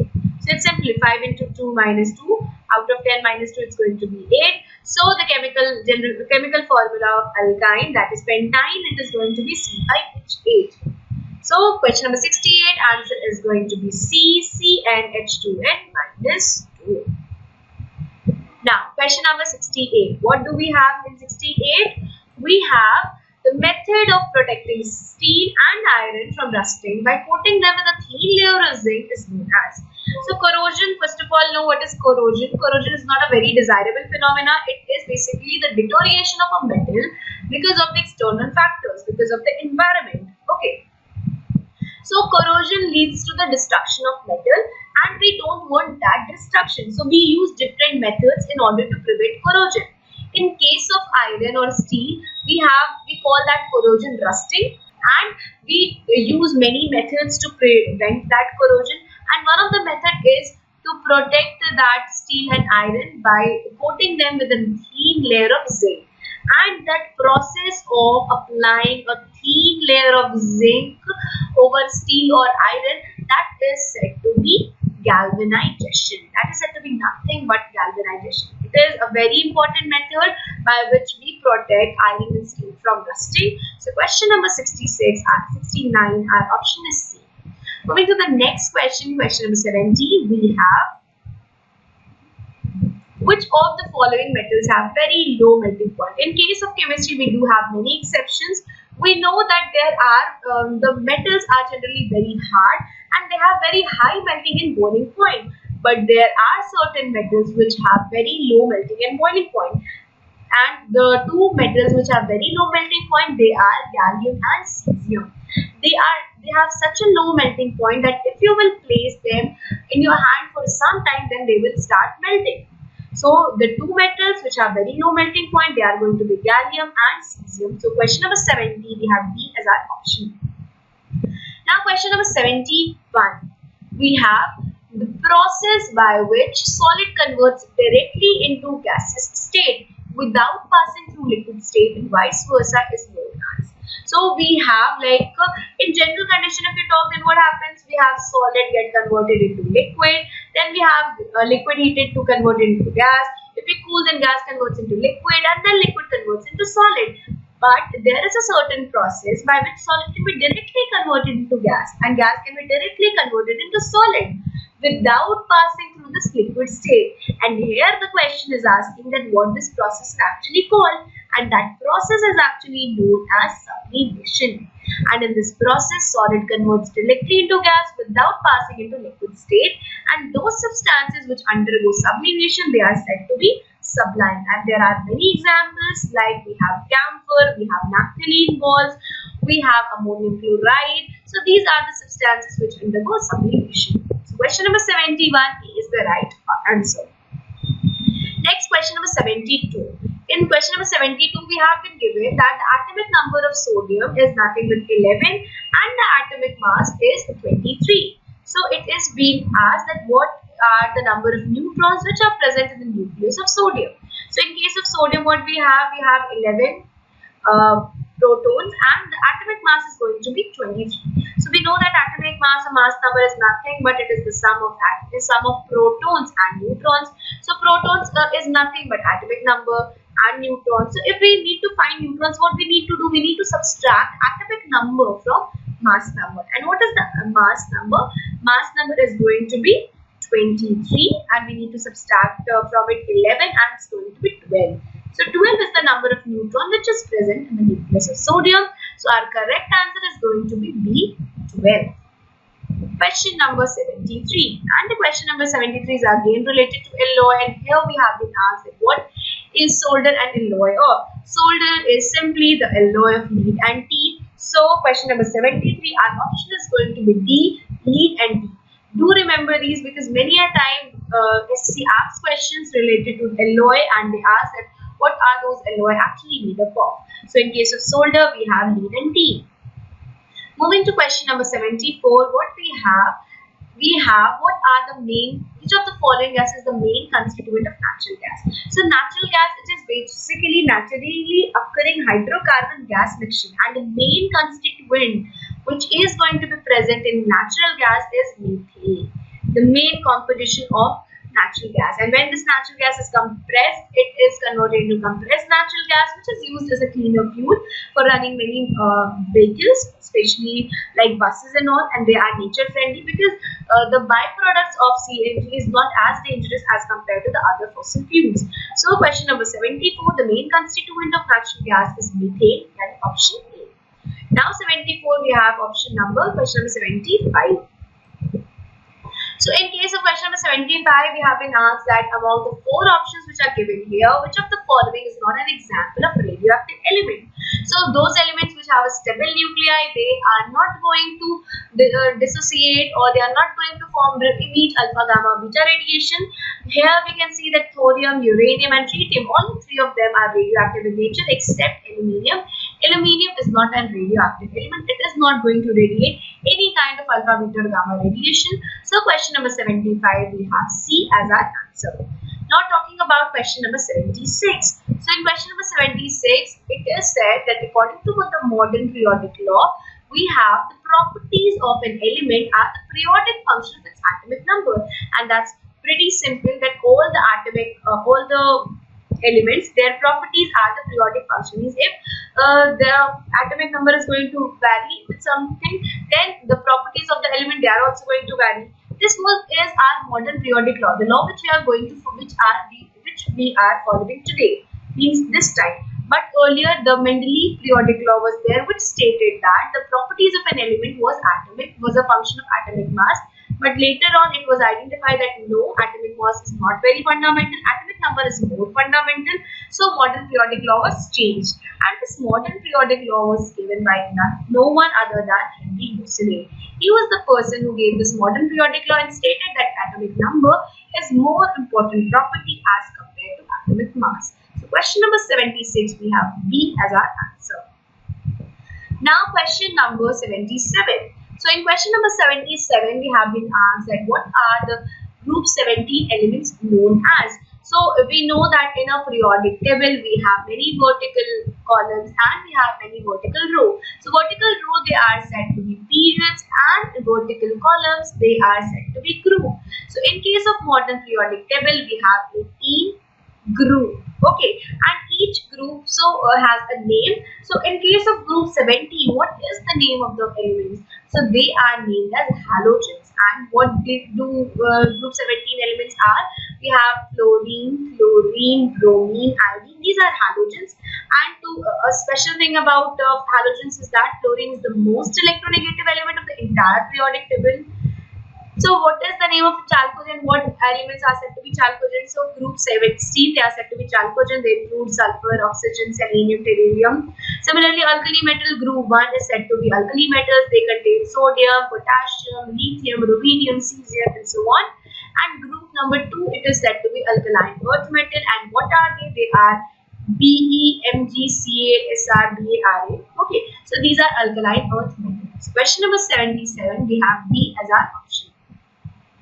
So now question number 78, what we have, like as I told you in that periodic table, we have the vertical group and we have horizontal row. So when we study about modern periodic trend, we learn that what happens to a periodic trend when we move left to right in a period and when we move from top to bottom in a group. Here the question has asked that which of the following remains same when we move from top to bottom in a group in a periodic table. You have been given 4 options. So let us check one by one whether they are going to vary or not. So atomic size. Atomic size is what? Atomic size is the distance of the atomic size is nothing but it is the distance between the nucleus, the center of the nucleus, to the outermost cell of the element. Okay, so means if this is the outermost cell, then the distance between this and this is going to be the radius, and through this we are going to measure the atomic size. And when we move from top to bottom in a group, then this atomic size increases. Why it increases? Because as we move down in a period, there is an addition of extra cell, and with the addition of each extra cell, there is going to be distance or increases. Okay, as we what happens if we have an atomic size? Then what happens? Then that as we move top to bottom in a group, then what happens? That the distance between the nucleus and the outermost cell start increasing, and because of this increase, the atomic size increases. While valency, what is? It is the combining capacity of an element, and it depends on the number of electrons which is present in the outermost orbit. So valency, it actually remains constant, means when we move from top to bottom in a group, it is not going to be changed. So this is going to be the right option, that valency is the property which is not going to be changed when we move from top to bottom in a group. What about ionization enthalpy? Ionization enthalpy is the energy which we need to give to an atom to remove the outermost electron of that atom. Okay, the minimum energy which we require to remove this electron is said to be ionization enthalpy, and the lesser the ionization enthalpy, the more easily an atom can lose its electron, and the greater its value, the less easily an atom is going to lose its electron. So when we move from top to bottom, the ionization enthalpy decreases, means an atom is readily available to lose its electron. Similarly, we have metallic character. So what is metallic character? When we move from top to bottom in a group, then this metallic character actually increases because the tendency to lose electron increases, and we know that metals have a tendency to lose electrons and they are electropositive. So when we move from top to bottom in a group, then metallic character is going to increase. But this thing which is going to remain constant, that is going to be valency. So question number 78 we have B. Now question number 79. What we have which of the following is an example of amphoteric oxide? First of all, you need to understand that there are 2 types of basically oxide. One is metal oxide and another is non-metal oxide, and all the metal oxide, they are generally basic in nature. For example, we have Na2O, we have K2O. So they are basic in nature. When they react with the acid, they are going to give salt and water, and when we are going to dissolve this in water, they are going to give they are going to turn red litmus to blue. So we say that they are basic in nature. Similarly, we have non-metallic oxide and they are acidic in nature. For example, we have CO2. So when they react with base, they are also going to form salt and water. And when we are going to dissolve this in water, then it is going to give carbonic acid. Similarly, we have NO2. When we dissolve it, then it is going to give us nitric acid. So we say that it is acidic in nature. But there are certain oxides which are said to be amphoteric in nature. Means they exhibit both acidic and basic behavior. They can react with an acid to give salt and water, and they can react even with a base to give salt and water. And what are the various examples of an amphoteric oxide? With aluminium oxide. It is an example of amphoteric oxide. It can react with acid to give salt and water. It can react with a base to give salt and water. So question number 79A is the right option. Moving to question number 80. What do we have? Question number 80. We have already known that in case of atom, we have three subatomic particles. One is electron, another is proton, another is neutron. Here it is asked that who are the discoverer of electron, proton and neutron. So here we have a very simple trick, and first of all, let's know who are the discoverer. In case of electron, we have J.J. Thomson. In case of proton, we have Goldstein, and in case of neutron, we are going to have James Chadwick. And if you need to remember this, then you can learn this small trick, the rope chant. Okay, so by this you can remember this. How? So T stands for Thomson, J.J. Thomson, and he is the discoverer of electron. He stands for electron. We have Goldstein as the discoverer of proton. So P stands for proton and Goldstein. Similarly, we have N stands for neutron, and James Chadwick is the one who is responsible for the discovery of neutron. Okay, so this is the big option. By this option formula, if you remember, you can easily remember the names of the scientists who discovered electron, proton and neutron. TH for Thomson, GO for Goldstein, CHA for Chadwick, and ETN, electron, proton and neutron. So after question number 80, we move to the question number 81, and the question number 81 is which one of the model is known as plum pudding model of atom. So initially it was thought that atom has no structure, but as electron, proton and neutron's discovery were made, it was assumed that there must be certain structure. There must be some structure of atom, and different scientists proposed different models. The first one to propose the model was Thomson, and the Thomson model of atom, it is also known as plum pudding model of atom. Why it is said so? So first of all, let us know that what does this model actually says. It says that the atom is a big sphere, and this sphere is completely positively charged. And in this positively charged sphere, we have negative electron embedded at certain positions. And due to the certain positions, the magnitude of negative and positive charge are going to be equal. And since the magnitude is going to be equal, the atom is overall electrically neutral. Okay.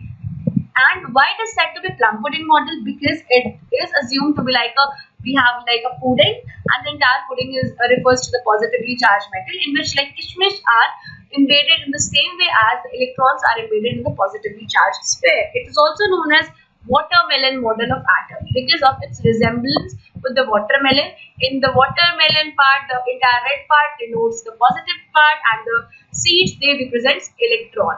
Okay. So it is also known as plum pudding model or watermelon model of atom, and it is actually the Thomson model of atom which is known so. So question number 81, we have A as our right option. Now moving to question number 82, what do we have? In question number 82, we have two or more atoms having an equal number of neutrons but different mass numbers, what they are known as. So in this case, two or more atoms, they have equal number of neutrons. Okay, but they are going to have different mass number. Then what they are going to be said? Isotope, isobar, elements or isotope. So they are said to be isotopes. From name also you can detect that it is isotone. Why? Iso means same, tone you can have like electron. So those who have the same number of neutron, they are said to be isotone. Okay, and what is an example of isotone? So we can have look that boron 12 and carbon 13. This is an example of isotone. Why? Boron, it has 5, its atomic number is 5. In case of carbon, we have 6. They both are the atoms of different element. It is an atom of boron, it is an atom of carbon. But in both the cases, they have different mass number. Here the mass number is 12, here the mass number is 13. Okay, but if we calculate the number of neutrons, and how we are going to calculate number of neutrons? We are going to subtract 5 out of 12 and we are going to get 7. In this case also we are going to subtract 6 out of 30 and we are going to get 7. Okay. So this 7 is the number of neutrons which is actually present in both the cases, and since number of neutrons is equal, so we say that it is an example of neutron. So we say that they are the example of isotones. Now moving to the question number 83, we have, so in question number 83, we have been asked that which of the following techniques is used to separate very small particles from a liquid mixture by spinning it rapidly. What that technique is basically called, whether it is called chromatography, centrifugation, fractional distillation, or it is said to be decantation. So centrifugation is that technique by which we actually separate very small solid particles from a liquid mixture. And why so? Because we have this kind of, if we have a liquid and in which very small particles is going to be present, and if we are going to rotate in a centrifuge, then what will happen as a result of centrifugal force? All the heavier particles, they are going to be settled down. Means all the solid particles, they are going to be settled down at the bottom, while the liquid being lighter, they are going to be at the top. And in this way, all the solid particles are going to be here, and all those liquid particles, they are going to be at the top. And in this way, they are going to be separated. So centrifugation is the technique by which we actually do so. Chromatography, it is based on basically the different speed of different different speed of the solute particles and the same solvent, and it is used to separate very minute particles which is actually present in the solution. It is used to separate pigments from one another, the different dyes which are present in ink. If we have to separate that, then we use the technique of chromatography. Fractional distillation, it is basically used for separating those liquids which are miscible and they have very small difference in their boiling point. While decantation, it is used to separate the liquids which are immiscible into each other. So question number 83, we have B as our answer. Moving to the next question, question number 84. I have already discussed this in the previous question. The two immiscible liquids like oil and water are separated by using the technique of, we have two immiscible. We know that oil and water, they never mix into each other. Whenever we try to mix it, they form different layers. So what is that technique by which we can actually separate them? Is it the technique of decantation, or is it the technique of chromatography, or is it distillation or fractional distillation? What is the basic technique? So what is basically that technique? That technique is said to be decantation. Okay, and what we do in decantation, we take a separating funnel which is something like this, and this separating here, it is a cork is there like a tap. So what we do, we pour the mixture of immiscible liquids and they are going to form separate layers, and once the separate layer is going to be formed, we are going to open it, and once all liquid gets drained in one beaker, we are going to slide it, and then we are going to place another beaker, and in that beaker we are going to separate the other liquid, and in this way we can easily separate the two immiscible liquid. So question number 84, we have A as our first answer. Now moving to the next question, our next question is question number 85, and the question is, which of the following acids is used in lead storage cell? Lead storage cell is the most oldest rechargeable batteries, and it uses sulfuric acid. So sometimes it is also known as lead acid cell. And what acid it is going to use?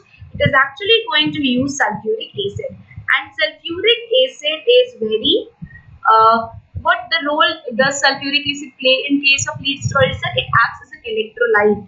Electrolyte means it conducts electricity, okay, by forming ions. So for question number 85, which acid is used? It is sulfuric acid. So question number 85, A is the right answer. Moving to the question number 86, we have alcohol which is made unfit for drinking purposes by adding poisonous substances to it like methanol is known as. What are those substances actually known as?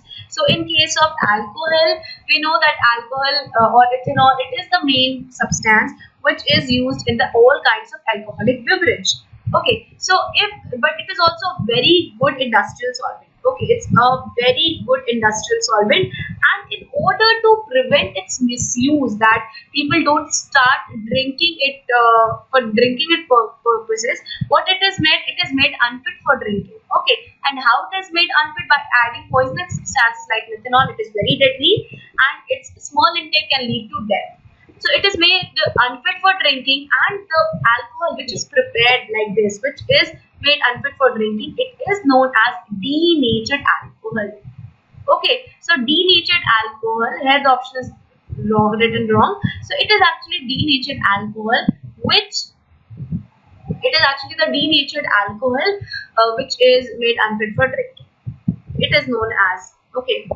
So it is actually known as denatured alcohol. And after question number 86, and whose right answer is A, we will move on to question number 87. And the question number 87 is, which of the following inert gases is most abundant in the Earth atmosphere?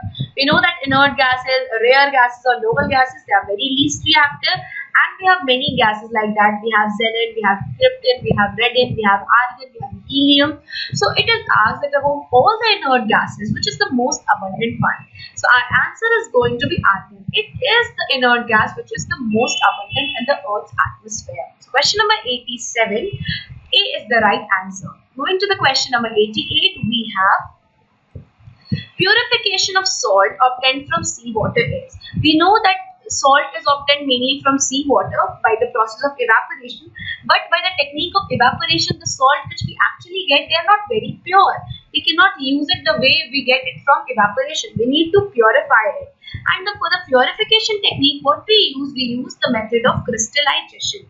Basically, crystallization is used for purifying all those substances which are impure with the air by converting it into crystals. Because the pure substance, it is going to be converted into crystal, but the impure substance, it is going to remain as it is, and thus it will help in purification. So question number 88, A is going to be the right answer. That is crystallization. Moving to the question number 89, we have solid carbon dioxide. So what is solid carbon dioxide? We know that carbon dioxide usually exists in gaseous form, but we can convert it into solid, and this solid carbon dioxide is named by a specific name, and that name is dry ice. So solid carbon dioxide is nothing but dry ice, and it is also a substance which undergoes sublimation, means dry ice can be converted directly into gaseous carbon dioxide, and solid gaseous carbon dioxide can be directly converted into solid. It doesn't pass through liquid state, so it is also a type of sublime. So question number 89, correct answer is A, dry ice. Moving to question number 90, we have, which of the following exhibits Tyndall effect? So Tyndall effect, first of all, it's important to understand what is Tyndall effect. So Tyndall effect means if we pass light through a substance, and if the path of the light becomes visible, then we say that this effect is said to be Tyndall effect. And in Tyndall effect, the particle size is large and they actually scatter light. And because of this light scattering, the path starts to become visible. Okay, so there are certain solutions which exhibit Tyndall effect, while there are certain which do not exhibit. For exhibiting Tyndall effect, the size of the particle should be large enough so that they can actually scatter light. In case of solution, what happens? We have the size of the particle very small, and due to small size, they are unable to scatter light, and therefore they do not show Tyndall effect. But colloidal solution and suspension, they have relatively greater size of particles, and therefore they are able to scatter light. So for question number 90, we have the options B, which includes both B and C. Okay, because both colloidal solution and suspension, they exhibit Tyndall effect due to the large size of their molecules. Now question number 91, and the question number 91 is again related to solution, and it says that tincture of iodine, it is a solution of iodine. It is basically a solution, and in solution we know there is a solute and there is a solvent. So in this case we have iodine as a solute, and it has been asked that what is used as a solvent. So the common solvent which is used in case of tincture of iodine is alcohol, and tincture of iodine has antiseptic properties. Okay, so if you smell tincture of iodine, then you will realize that it has a strong smell of alcohol. Why? Because it is prepared by dissolving iodine in alcohol. Also, Ethanol basically is used. Apart from that, a little water is also used in case of tincture of iodine.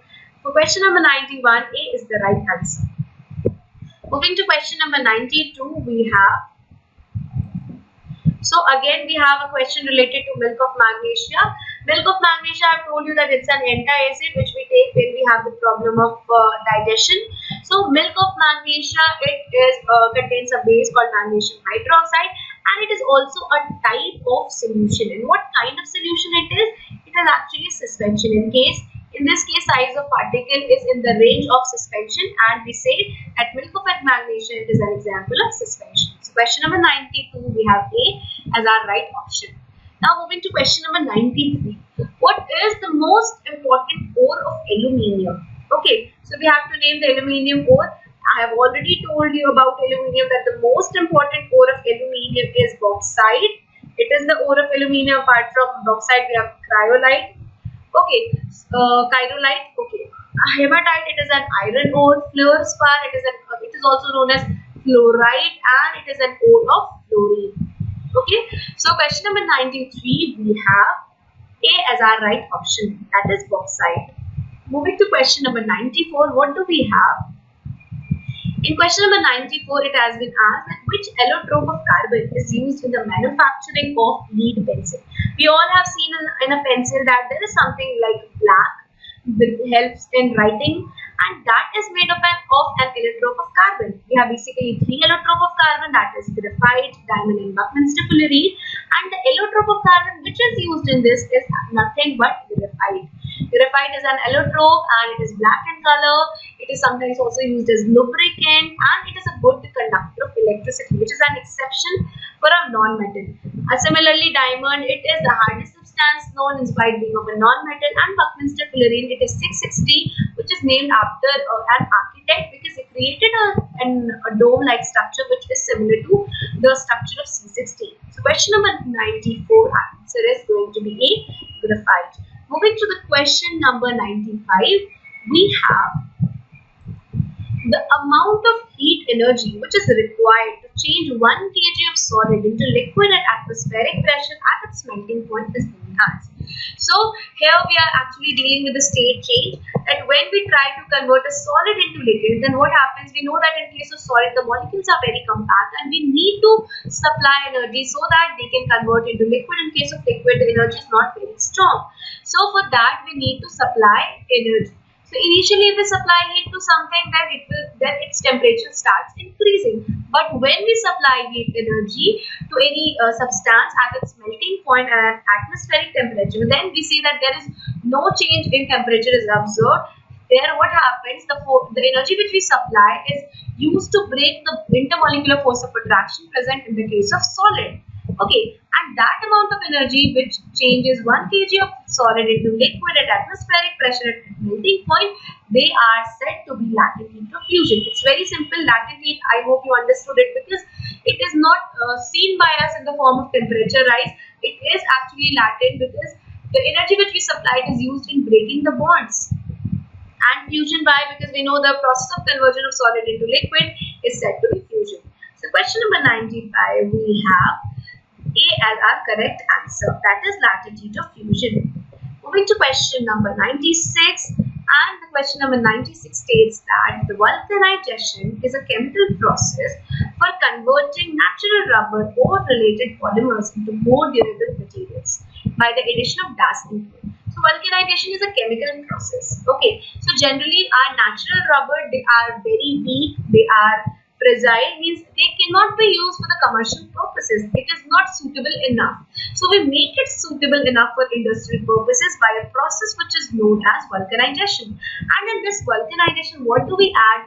We add sulfur, and this sulfur creates a cross-linking, and that cross-linking leads to the increased property of vulcanization. It leads to enhanced property of rubber, and that rubber is much more durable, much more strong, and can be used commercially. So sulfur is the element which is added by the process of vulcanization. So for question number 96, we are going to have A as our correct answer. Moving to the next question, question number 97, what do we have? The question asks that what is the purest form of gold? So we often have heard gold that 22 carat, 24 carat. So what among them is the purest form of gold? So the purest form of gold is 24 carat. It is pure gold with no mixture at all, with nothing mixed in it.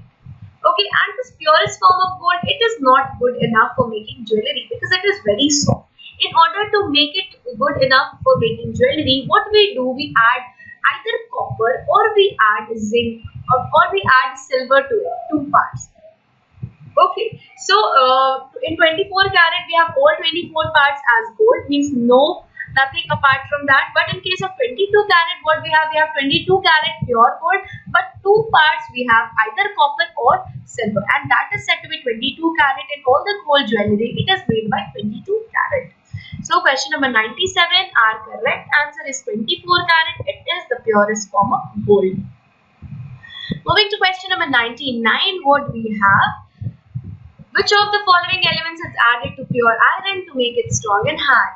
So again, the pure iron, it is not useful for us. Why? Because it is very soft. It is just not, it will not help us in making any kind of things which we actually desire to make. In order to make it work for our commercial purpose, what we need to add? We need to add carbon in it, and we need to add very little carbon, 0.005% of carbon. And this addition of carbon, what it will lead to? It will make iron much more strong and hard. And once it becomes hard and strong, we can use it for several purposes. So the metal the element which actually enhances, the element which actually make our pure iron hard and strong, that is carbon. So question number 98, our correct answer is A. Moving to question number 99, what do we have? Question number 99, we have the chemical formula of gypsum is. While discussing plaster of Paris, I have already discussed with you that gypsum is nothing but CaSO4 2H2O, and when it is heated, then it will form calcium sulfate heavy hydrate, that is CaSO4.5H2O, which is known as plaster of Paris. And once and it will lose its water crystallization, and once it is re-dissolved in water, then it will turn, this plaster of Paris will turn back into gypsum. Okay, so this is the chemical formula of gypsum, CaSO4.2H2O. And the final question of this All India Open Test, and that is, what is glass an example of? What it is an example of? We know that glass is an amorphous solid and it has a tendency to flow. If you see glass of old time, you will find that the glass panes are thicker at the bottom, but they are thinner at the top. Why? So because the glass, it has a tendency to flow, and it is therefore it is considered to be a super cooled liquid, being amorphous, and since it has a little tendency to flow, so glass is sometimes also known as super cooled liquid. So question number 100, we have A as our correct answer, super cooled liquid.